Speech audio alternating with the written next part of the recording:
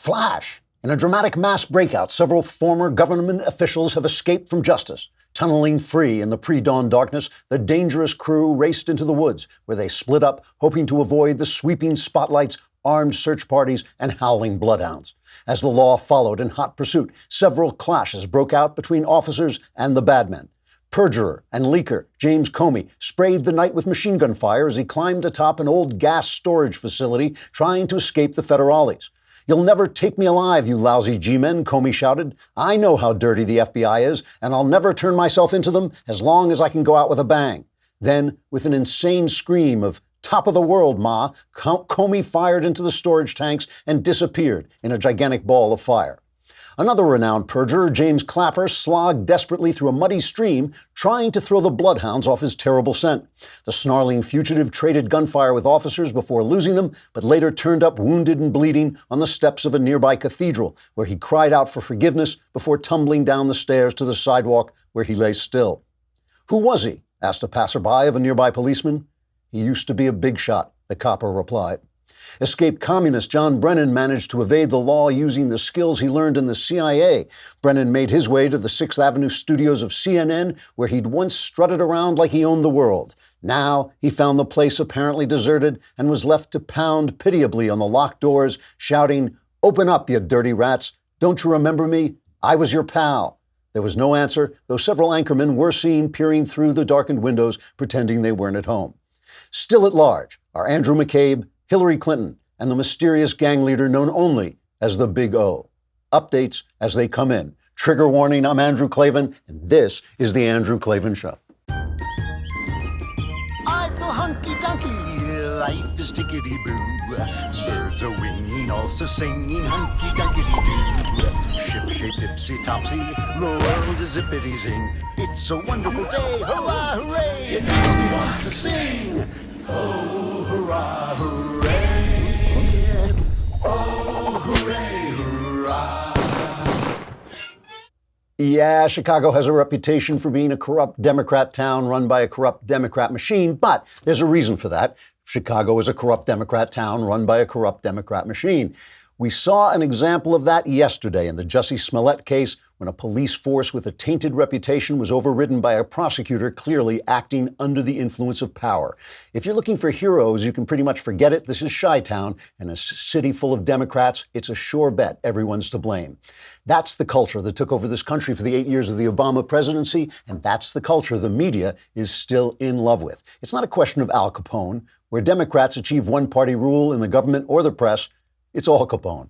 All right, let's talk about blinds, window treatments. I mean, when you hear the word window treatments, I know you just leap up and you want to say, but the fact is, window treatments transform a room. I found this in my house, the place I'm living now. I used to walk around saying, something is wrong with this bedroom. And then my wife had beautiful blinds brought in and everything just looks so much better.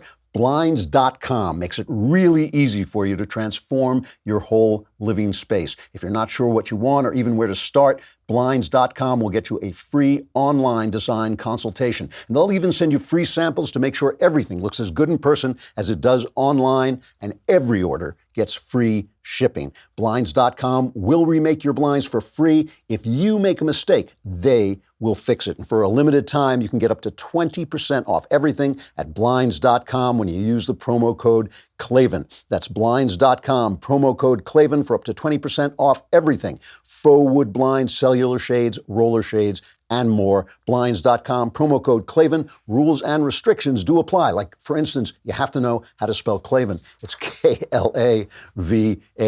Mailbag will be coming up later on. Oh, my God.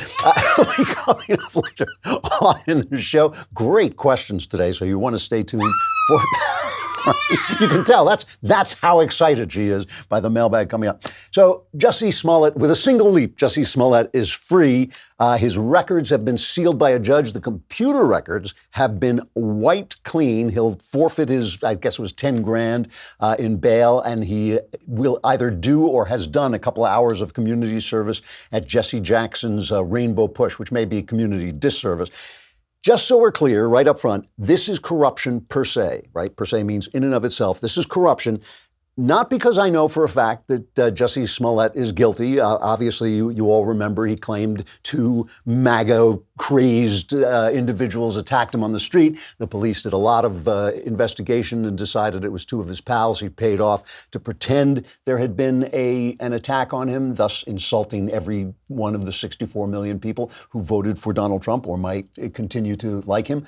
But this is corruption, not because I know he's guilty, but because the way we find out whether somebody is guilty is we have this thing, we call it a trial. And once you are indicted with 16 indictments, you don't just erase the possibility of a trial. You actually have to have some kind of plea bargain. You do it in public. You do it out front. This is corruption. But I want to let you know, I want to give you a really good picture, if I can, of what happened and why I take no side except the side of no corruption, which means you got to leave Chicago. And when Obama was in Washington, you would have had to have left Washington too, because remember, Obama was a Chicago Pol. What we are looking at is the culture that he came out of, and you'll see his fine hand moving in this just a little bit.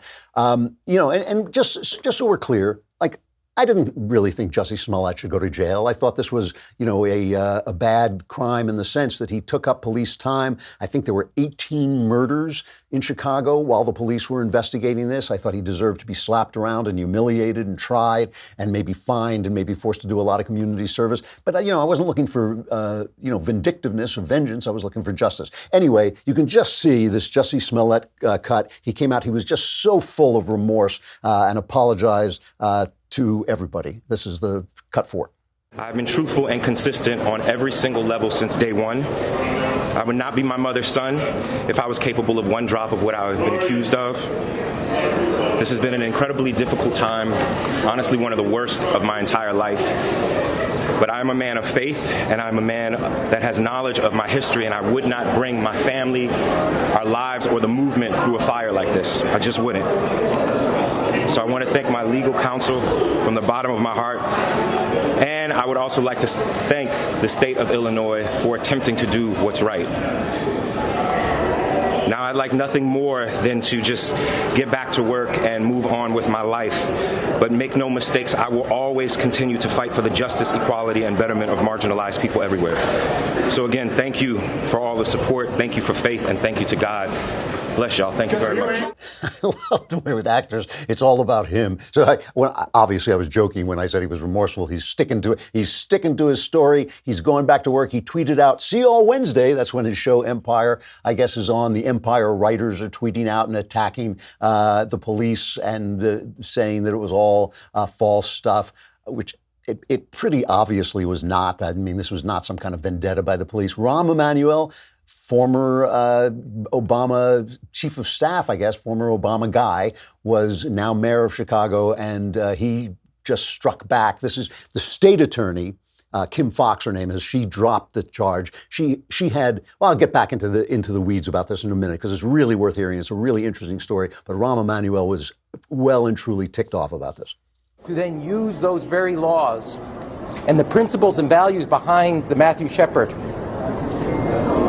hate crimes legislation to self-promote your career is a cost that comes to all the individuals, gay men and women, who will come forward and one day say they were a victim of a hate crime who now will be doubted. People of faith, Muslim or any other religious faith, who will be a victim of hate crimes. People that of all walks of life and backgrounds, race, ethnicity, sexual orientation. Now this casts a shadow of whether they're telling the truth, and he did this all in the name of self-promotion. And he used the laws of the hate crime legislation that all of us collectively over years have put on the books to stand up to be the values that embody what we believe in. This is a whitewash of justice. He's not a happy guy, and neither is the police superintendent, Eddie Johnson. Let's play him too, because we're going to get into where these guys come from too. Prosecutors have their discretion, of course. We still have to work with the state's attorney's office. I'm sure we'll have some conversation after this. But again, at the end of the day, it's Mr. Smollett who committed this hoax, period. If he wanted to clear his name, the way to do that was in a court of law. So so that everyone could see the evidence. You all know what the bond proffer said. You know, we all know what it said. So, you know, I stand by the facts of what we produced. If they want to dispute those facts, then the place to do that is in court, not secret. So Kim Foxx, right, is the state attorney. She's the one who made the decision to drop this. Kim Foxx, and I'm going to talk about her more in a minute, but first, she got a call right away when this happened. The minute the story hit the news, she got a call from Tina Chen, who was a former chief of staff of Michelle Obama. Okay, this is all the Chicago way, right? This is Chicago way. And she said Tina Chen was complaining about the police, basically, and the police chief. And here's a little video we have of that. I want him dead. I want his family dead. I want his house burnt to the ground. All right, maybe that's not the real video. It's all Chicago. It's hard to tell them apart. But Tina Chen calls up and she says, listen, I've given your number to the Jussie Smollett family, okay? The Jussie Smollett family then gets in contact, texts Fox, texts the state attorney, and says, you know, we're really worried about what the police are going to do with this case. And she says, well, I'll try and get the FBI to take over the investigation. And Jussie Smollett's family says, oh, OMG, that would be a big win for us. After that, Fox recused herself from the prosecution, but the police say this is garbage. This is from PJ Media. Martin Prabe, the second vice president of the Fraternal Order of Police, said once again, she, Fox, is throwing the Chicago Police Department completely under the bus, which she'd been doing for the last 2 years in office. He said Fox never truly recused herself from the case since her underlings remained involved. And he said, what's the difference between her recusing herself and her underlings having the case? What really has been recused here? Nothing. So obviously, the police just feeling that the state's attorney, and this is bad, right? This is the prosecutor who's basically at odds with the police. That's not what you want. You want the police doing the arresting and the prosecutor doing the prosecuting. That's what you want, especially in a town like Chicago that is riddled with crime. But how did Fox, obviously under the influence of influence, I mean, obviously this is a woman, this is a corrupt, like I said, this is corrupt per se, this is corruption per se, so we know that she was not doing the right thing. And the prosecutor is saying, well, we haven't exonerated him. They exonerated him. They took his records off the computers. I mean, they sealed the books. The only way any justice is going to come to this guy, this actor, is by the FBI saying, well, you sent yourself a threatening letter and that violates federal law, and going after him for that. I don't know if that's going to happen. But do you remember Laquan McDonald? This was a case a long time ago. I think it's 2014. He was shot by the police, and the police said we shot him in self-defense. And they did an autopsy, and the autopsy brought this into question. And you remember that Obama and Eric Holder and the Obama's corrupt Justice Department was making a big deal about any shooting that happened between the police and a person of color, even if the police officer was black. It didn't matter. They were constantly accusing police departments around the country of being racist, even though every study shows that the police do not use more force with black suspects than they do with white suspects. They don't use more fatal force with black suspects than with white suspects. But the feds were using this as a way to take over police departments, and the police departments were starting to dial back their enforcement, and that meant crime was going up in the worst neighborhoods. So all of it was a complete boondoggle. As far as I'm concerned, it was done to distract people from the failures of the Obama administration. Let me pause here for just a second. We'll get back to this really interesting Chicago corruption story in just a minute. Let me talk about Grove Collaborative. They have natural cleaning products that work really well. Now it's springtime. You're going to be cleaning your house. You're going to be, or at least you're going to be saying to your wife, hey, shouldn't you be cleaning the house? Over 500,000 families shop Grove.co for non-toxic dish soap, plant-based skincare, and tree-free bath tissue. Everything available at Grove is healthier for you and the planet, and it really works, which is important. New customers will get a free cleaning set in these limited edition scents. When you place your first order of $20, you get some free Mrs. Meyer's Spring Hand Soap, free Mrs. Meyer's Spring Dish Soap, free Mrs. Meyer's Spring Multi-Surface Spray, Grove Collaborative Cleaning Caddy, Grove Collaborative Walnut Scrubber Sponges. all healthy, good, natural stuff, and it works. Try Grove now before this exclusive spring offer runs out. For a limited time, my listeners get a 3-piece cleaning set from Mrs. Meyer's Spring Scents, a free 60-day VIP membership, and a surprise bonus gift just for you when you sign up and place an order of $20 or more. Check out Grove and our special order at grove.co/Klavan. That's grove.co, not com/Klavan, grove.co/Klavan. And as you are setting about your tasks, you can say to yourself, really smells good in here, but how do you spell Klavan? It's Klavan. No E's in Klavan. So the Laquan shooting, right? It's the typical thing, right? The newspapers are putting out pictures of Laquan and his graduation, and he's an honor student. It's like, you remember, if you've read Bonfire of the Vanities, you know the routine. Turned out, in the autopsy, he had angel dust in his system, so he was probably on drugs. But it also turned out that the wounds were not consistent with wounds of self-defense. Plus, there was a dashboard cam, and this was the big thing. There was a dashboard cam video, and Rahm Emanuel and basically the entire police establishment, this is before, I should point out, this is before Eddie Johnson was the police chief, the entire police establishment suppressed this video. When the video came out, it showed that the suspect had been walking away when they opened fire. One of the police officers went to prison for murder, and there were protests all over town. And then Emanuel had a very difficult time re-winning the nomination for mayor because leftist candidates almost forced him out. When he got back in, the police superintendent was replaced, and the state's attorney lost the election, and this woman, Fox, came in. So she was sent in on this wave of reaction to the police, to a police shooting that looks like it was not as good as it should have been. And now now they've got this hellion leftist who's got ties to the Obama family, basically shooting down anything with another guy, Smollett, who also has ties to Michelle Obama. So it's like everybody in Chicago. This is the entire Chicago way. That's what they call it, the Chicago way. And, George Soros was in there donating money to help get Fox elected, hundreds of thousands of dollars, according to Breitbart. So this is a political war in a dirty town, and and listen, I love the cops. I really do support the cops, but the Chicago police and the Chicago crime, the way Chicago crime is, there's something truly wrong in that city, and it's all Democrats. It is all Democrats. And we talked about this yesterday, right?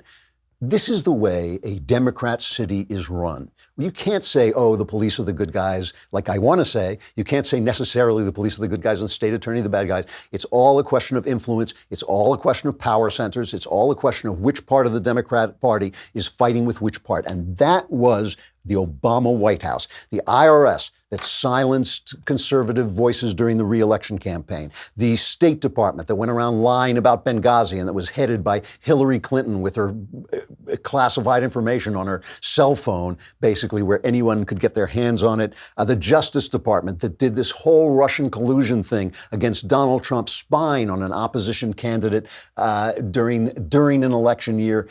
Just an amazing kind of corruption. And yesterday, by the way, listening to the show is like listening to the news a day ahead of time. I went after the press on Monday. They went after the press later on in the day. I started talking about the Obama administration. Here's Donald Trump yesterday being questioned about where he thinks this Russian collusion narrative came from.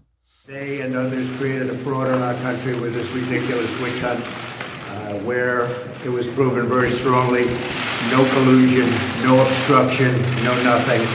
We are doing so well. We've never probably had a time of prosperity like this. It's been great. You're accusing the people who launched the investigation into your campaign of treasonous acts. How high up do you think it went? I think it went very high up. I think what happened is a disgrace. I don't believe our country should allow this ever to happen again. This will never happen again. We cannot let it ever happen again. It went very high up, and it started fairly low, but with instructions from the high up. This should never happen to a president again. We can't allow that to take place. Do you think you reached the West Wing of the Obama White House? I don't want to say that, but I think you know the answer. He asked if this conspiracy came from the West Wing of the Obama White House. In other words, did it start with Obama? Of course it started with Obama. You know, what on earth do you think the Justice Department went after? They started investigating Trump's campaign without Obama knowing about it. Of course it did, but Trump's not saying it. But, you know, and people are saying, wow, that's an amazing thing for him to say. It's an obvious thing for him to say. This is the kind of corruption that Democrats live off. Every city, every Democrat city is run like this, almost every one of them. And you know, they pick on Donald Trump, rightly, by the way, for associating guys like Michael Cohen. I mean, guys like Michael Cohen, listen, I know these guys from New York. They're just these make-believe tough guys. They always fold when the law comes after them. And, you know, you shouldn't be hanging out with them. It says something bad about Trump that he was. But then just take Michael Avenatti, now under arrest and charged with this kind of grotesque, gangster-esque, extortion of Nike, telling them they had to hire him for $10, $20 million to clean out, or he was going to destroy them. Now he's giving press conferences where he's releasing this information he threatened to release. But just listen to the way Avenatti was treated by the press. Okay, when they're attacking, the next time they're attacking Trump for associating with Michael Cohen, listen to the way they treated Avenatti. Stormy Daniels' lawyer, Michael Avenatti, is laying down the law. And is he really thinking about running for president? Joining me now live, the man himself, Michael Avenatti. Let's talk to somebody who understands the system very well. Michael Avenatti. He's Donald Trump's worst nightmare. Michael Avenatti. Michael, thanks so much for being here. Did you talk to Stormy Daniels last night? What was her reaction? Did the president just get a new challenger for 2020? Stormy Daniels' lawyer, Michael Avenatti, may have just tossed his hat into the ring. Looking ahead to 2020, one reason why I'm taking you seriously as a contender is because of your presence on cable news. First, let me take a moment to brag on my former student. This dude right here, I think of him as in a Justice League with Robert Mueller to save our democracy. A 9-year-old boy has been reunited with his mother in Guatemala. And the person who helped make this happen, Stormy Daniels' lawyer and potential presidential candidate, Michael Avenatti. So when we're talking about a corrupt Democrat machine, we're not just talking about Chicago, we're talking about Obama's Washington, and we're talking about the press, because it's all the same thing. You know, yesterday, Cocaine Mitch McConnell had called a vote of the Green New Deal, this absurd thing that Alexandria Ocasio-Cortez wrote and proposed, right? Got no votes. Even some Democrats voted against it. All the other Democrats voted present. They didn't want to have to say anything. And Alexandria Ocasio-Cortez said, she said, oh, I told them to vote present. Like they're all marching to her orders.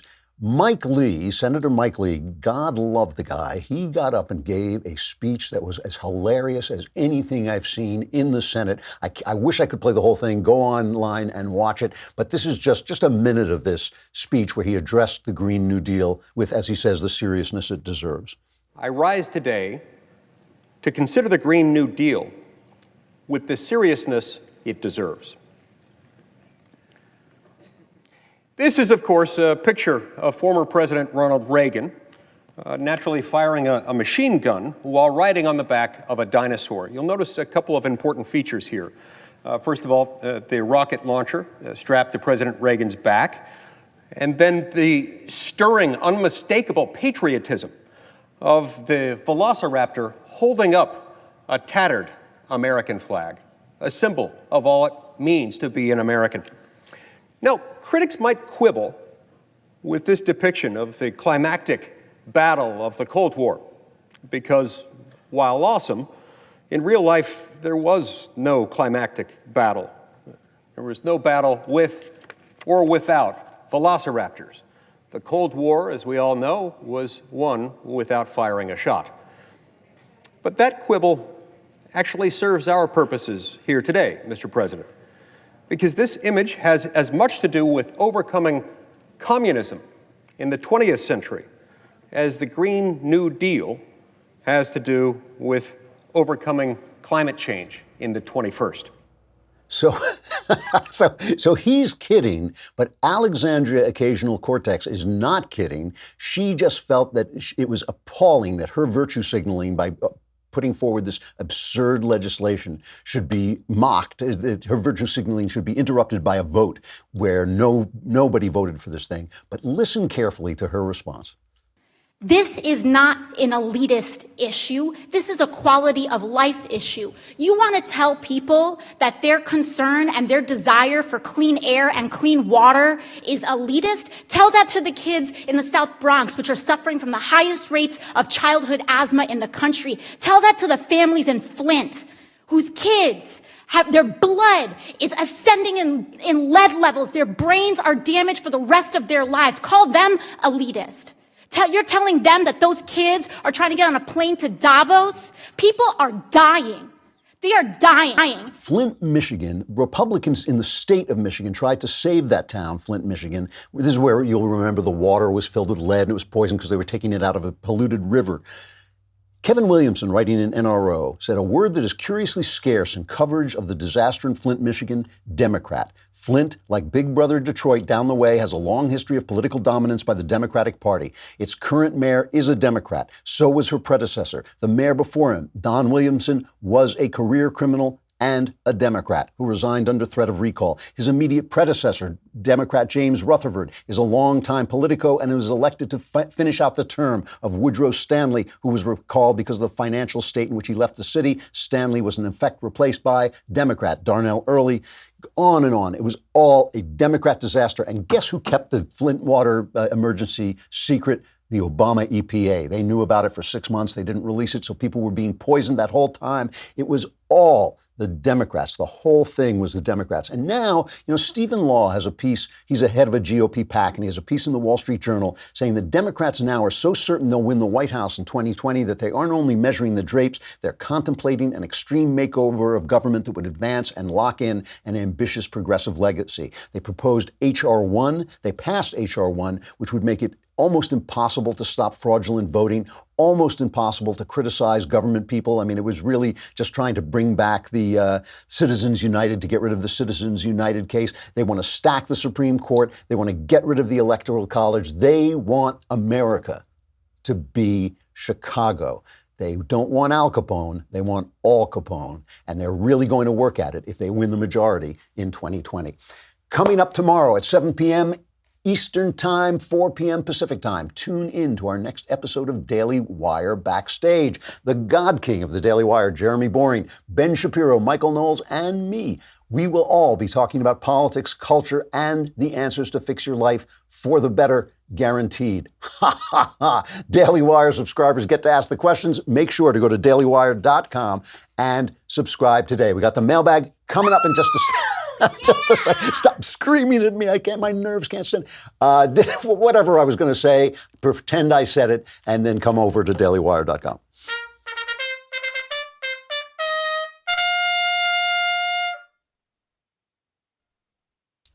Mailbag.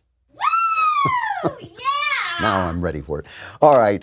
From Jake. Andrew, I love you, but also I've been hearing a lot about universal basic income, and the more I read about it, the more the idea seems good. What are your thoughts on UBI, and do you think there will ever be a time when technology forces us to adopt a more, and I hate to say it, socialist mentality on the economy? No, UBI is a big mistake. It was proposed by Milton Friedman in that book, Free to Choose, but his proposal was based on the idea that all other welfare, all other programs would be gotten rid of. And he said it was a pipe dream. To take that seriously, to take that literally is a big mistake. Once you are giving people guaranteed income, what's going to happen? Then every time somebody runs, it's like, how can you live on this guaranteed income? It's like the minimum wage. The heartless Republicans are stopping us from giving more to the poor. Guaranteed income, it should be guaranteed through college. It should be guaranteed till death. It should be, it's just a terrible tar pit that you're going to sink into. On your second part of your question, of course, technology changes the way we live. I frequently argue, people think I'm against feminism because I don't want women to do whatever they want. Nonsense. I want women to do exactly what they want and what they can work out with the people around them and the people who love them and the people they love. It has nothing to do with that. It has to do with this narrative against men, that men somehow oppressed women. Women's condition has changed, and that is what has brought about change. And one of the ways it changed was the Industrial Revolution. broke up families. It destroyed the home industries that were women's source of economic strength and power. I mean, read, Proverbs 31 in the Bible and listen to what a woman was actually doing before the world became industrialized. She was a businesswoman. She was running a home. She was doing all this stuff. She had enormous power and enormous relevance and importance. And a lot of that was taken away, including the value of children, because children started to leave home to work in the cities where the factories were. So technology does change everything, but it never changes anything the way people expect. Remember, the Luddites were the guys who were tearing apart the machines. They were smashing the machines because they thought there was going to be no work. Well, there's much more work now. There's much more wealth. There's much more for everybody because of the machines. But there has to be transitions, and sometimes those transitions can be painful, and not everything that comes along with technology is good. The idea that some experts should sit in a room saying, well, now everything will be done by robots and there won't be any work. Of course there'll be work. Technology creates more jobs almost always. I think it always does, actually.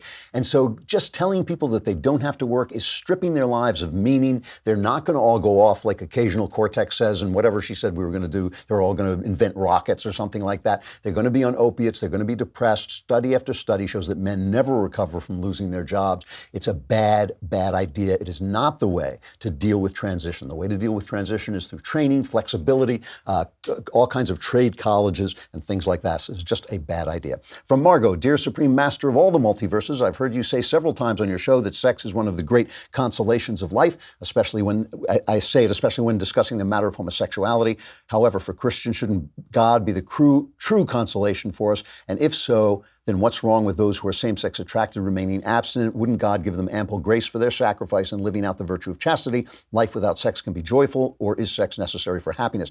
No, of course not. And that is not at all what I'm saying or the context in which I say it. Many gay people many gay Christians struggle with the idea of whether they should be abstinent, and I think that they should struggle with that I think all of us should struggle with how we use our sexuality and how we live out our sexuality. What I have said is that romantic relationships and sex are one of the great consolations of life, because life is tragic and it's painful and it's hard, and this is one of the things that gives us joy, especially romantic love. And I mean it in the context of romantic love.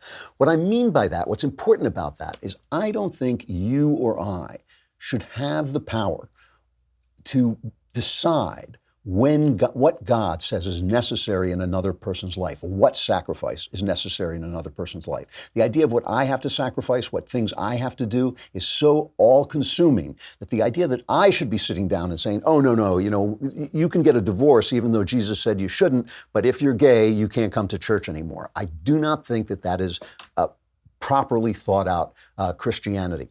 I've never made a decision on whether gay sex is a sin or not, because I don't know, because it's not something I'm doing, right? I want to be thinking about, it's in the Bible. Do not judge lest you be judged. Don't walk around taking the mote out of somebody else's eye. Take the plank out of your own eye. That is a lifetime occupation. It doesn't mean, Jesus says first take the plank out of your eye and then you can criticize the mote in another eye. He's being sarcastic. It takes your whole life to get anything like a clear vision. So my only point is, before you sort of like offhandedly say, give up one of the key consolations of life, romantic love and sex, pay attention to yourself and think about, your own sins and your own sacrifices that you have to make. That's my only point about it. I'm not saying that the decision to be abstinent for anybody, homosexual or heterosexual, is always wrong or not something you should do. It's not my decision. From Brian, hey, Andrew, I appreciate your take and insight and commentary and love listening to you daily. My question is, where did you get the inspiration to write a book like Another Kingdom? It's such a unique story and one that draws you in and is gripping and exciting with plot twists at every turn. Also, what are some of your other books you would recommend? I like thrillers, political espionage, and military thriller books. Well, thank you. The inspiration for Another Kingdom came to me out of nowhere. Really, I do believe it was from Another Kingdom. I was stuck on the idea of how to continue my novel writing career as a Christian, with a new vision, where some of the old questions and themes that applied to my old thrillers, even though I think that they are legitimate themes, were no longer coming out of the heart of me, that I had to kind of go back in time to write those books. And I wanted to write the new things that were coming to me as a person who now had faith, and I was looking at things in a different way, and I could not solve the problem. I didn't want to write happy talk, melon-headed Christian books where guys die and everybody celebrates because they're going to heaven, because I don't experience life that way. I don't think most people do. And this story came to me full blown. It came to me from beginning to end, which never happens to me.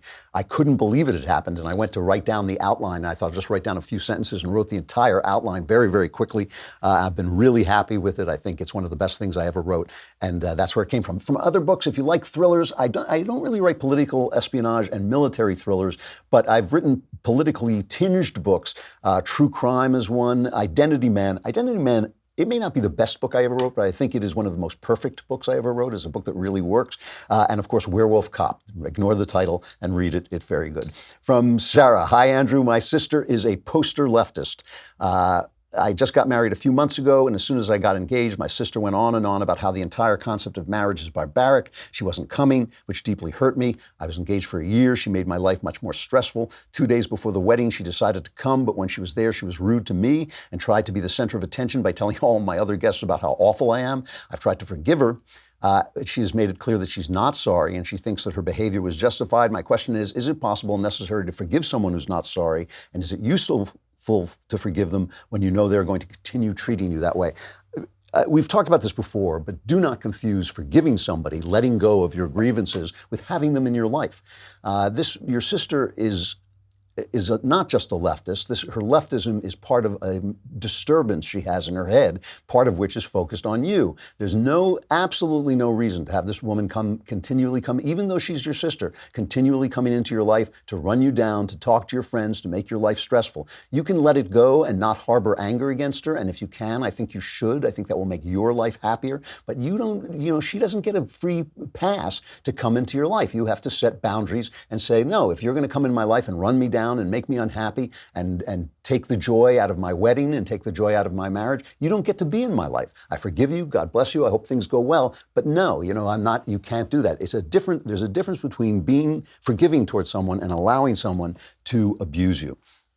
From Matthew, greetings to the reader of all the books. It seems to me that Hamlet actually went insane instead of pretending to be insane when he said there is no right or wrong, but thinking makes it so. I've heard you make the case before the other way around. Where am I wrong? Well, first of all, this is one of the great debates in literature, so it's not like I have a definitive idea about it, whether Hamlet pretends to be insane to fool the king and get the goods on the king, or whether he has actually gone insane. I believe that one of the underlying themes of Hamlet is the destruction of the authority of the church. Hamlet is studying where, even though the play takes place before the Reformation, Hamlet is studying where the Reformation began, where Luther nailed up his 99 theses. I've now forgotten how many theses it was, but he's studying there. And what Shakespeare's saying is, once the authority of the church is gone, over time, how will you ever make a decision? How will you know right from wrong? How will you be able to tell when your emotions change the entire way the world looks? How will you be able to tell what reality was? Everything he said came true. And in the mad scene, you see basically postmodernism and deconstructionism being worked out. It's amazing. I mean, every part of the theory of postmodernism and relativism and deconstructionism is there, including the relativist statement, nothing's either good or bad, but thinking makes it so. And I think what Shakespeare is saying, I think that Hamlet is pretending to be mad, but his pretense is real. So in other words, I think that his pretense covers up the disturbance of his mind, right? And I think what Shakespeare is saying is, anyone who says that nothing's either good or bad, but thinking makes it so, is not just insane, but is pretending to be insane because he knows that's not true. Nobody believes that. Not one single person who says it believes it, except a psychopath like the Marquis de Sade, who really did believe it. So I think it's very complicated, and I'm not making a definitive statement about it. It is one of the big debates of literature. From Anonymous, please keep me anonymous. There's a renewed custody battle over my younger stepbrother. He's 8. His father was physically abusive to his mother, who's now married to my father. This little boy is a lovely kid, but he went off to visit the father for 10 days, came back suicidal, having night terrors, getting in trouble in school, swearing, writing dark poems. I'm worried that if the father has continued custody of the boy will grow up to be really damaged if he hasn't taken his own life. We have such a happy home, but it's agonizing to see the pain my brother is in. I don't know if we should move to the U.S. to get away from this man. We're all U.S. citizens living in the U.K. or any legal strategy we should employ to ensure sole custody. The situation has been deteriorating for months but has hit a climax. Is there any recourse beyond the courts if they don't give his mother full custody? Maybe I just want some words of advice and comfort from a wise old man, you. All right. Yeah, listen, these are terrible situations. I'm really sorry you're in this situation.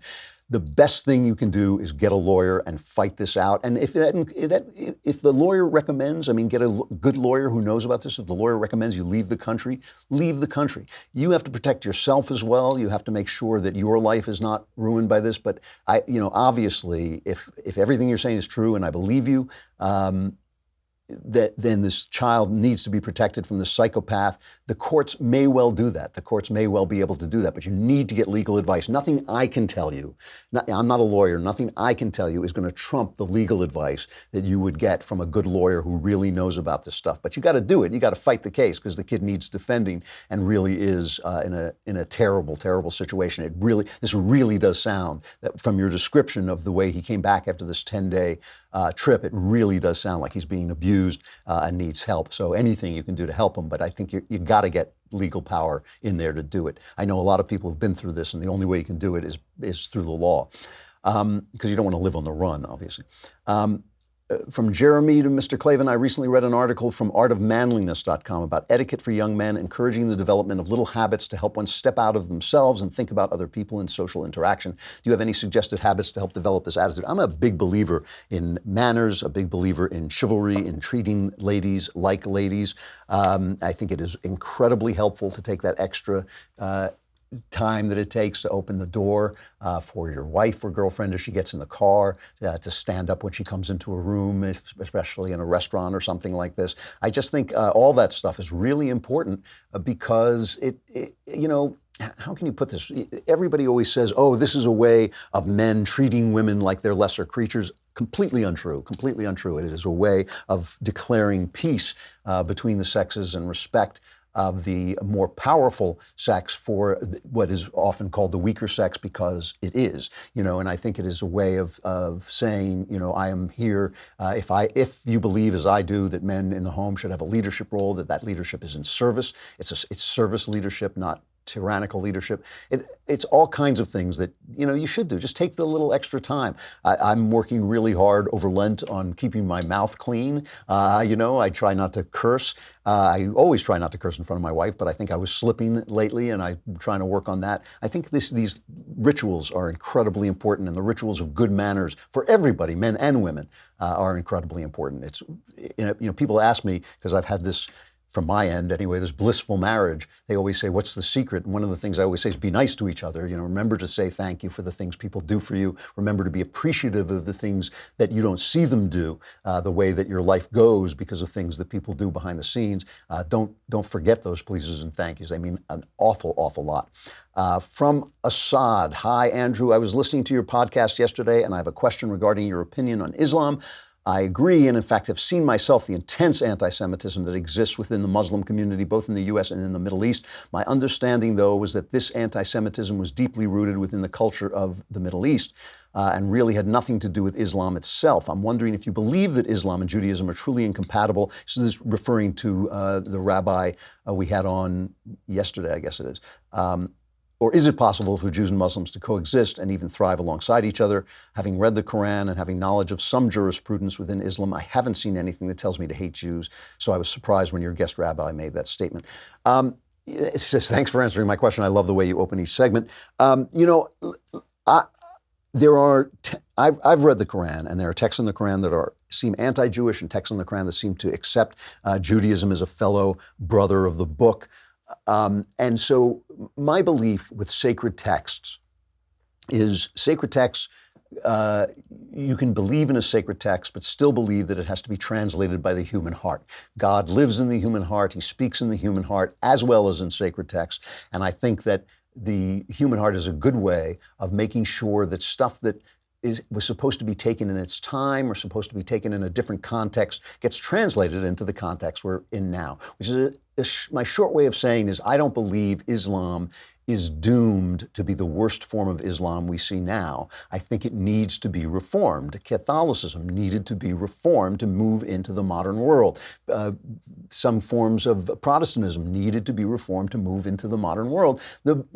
St. Augustine, I think it was, said there's the book of Scripture and there's the book of nature. And when the book of nature contradicts the book of Scripture, we need to read the book of nature carefully and see what it's saying. And I think that it's clear that we need to not kill each other over God, that God does not want us to do that. And those Muslims who find that out are going to transform Islam. And that's why, by the way, I don't think we should be reticent to criticize other people's religions. Sometimes it's when you're called out that you think like, I really don't have a good argument against this. I'm going to have to make a change. That's why I don't think we should be cowed and called Islamophobic when we point out the things that are going wrong in the House of Islam. The House of Islam is in crisis. The House of Islam is consumed with violence and consumed with hatred and certainly consumed with a hatred of the Jews. That needs to be cleaned out. Do I think it's impossible? No, I don't think it's impossible. I think it could very, very much happen. One more. I'm out of time, but I'll do one more.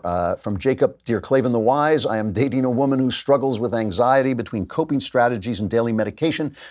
She usually has a handle on it. My opinion is that ideally medication should be a short-term thing, but I recognize that real life is messy. I don't know what her position is. How should I approach this situation? I'm trying to figure out if I should marry her. What is my role now, and how will it change if I marry her? P.S. I bought your book and look forward to reading it. Well, thank you. Boy, a lot of flags go up in this letter. I got to tell you, she's on medication. Is she on medication that was prescribed by a doctor, or is she just popping pills? What does that mean exactly? Is she in therapy? Has she got therapy? Women, I have to say, in my experience, tend to be more anxious than men. And that's why doctors are always drugging them instead of seeing if there's some kind of underlying issue that might be rearranged to help them. I mean, in my childhood, it was Valium. Now it's Xanax, I guess. And antidepressants. They're always filling women full of drugs, and I think it is just terrible. But it's an important thing for you to find this out. Is she always going to be drugged? I have a pal who started taking anti-anxiety medicine. From his point of view, it made his life better. From my point of view, it killed him. From my point of view, I looked in his eyes and I thought, he's not in there anymore. He hasn't got any spirit. He hasn't got any stubbornness. He hasn't got any will to fight back. So I understood that it helped him, but I thought it was a terrible thing to do to himself.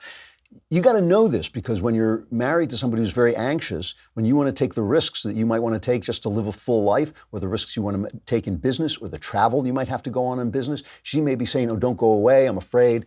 She might be saying, don't do that, I can't stand it. She might really curtail your life. And so you got to know what this is. I mean, you've got to know if there's a way to get to underlying issues and solve them. If therapy will help, if the medication is really something she should be on. It is very important that you know that before you decide whether you're going to get married, and that you discuss it with her, that's the other red flag. It doesn't sound like you've really talked to her about it, and you really should be talking about it. I'm out of time, so I got to say goodbye. We'll be back tomorrow. I'm Andrew Klavan. This is The Andrew Klavan Show.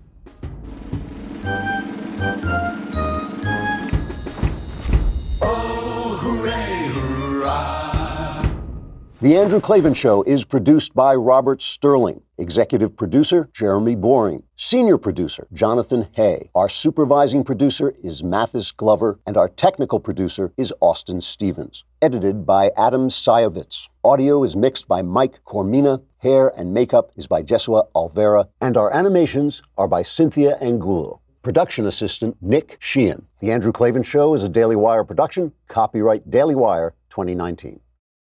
Today on The Ben Shapiro Show, Jussie Smollett gets off the hook for an awful race crime, and Democrats humiliate themselves again over the Green New Deal. That's today on The Ben Shapiro Show.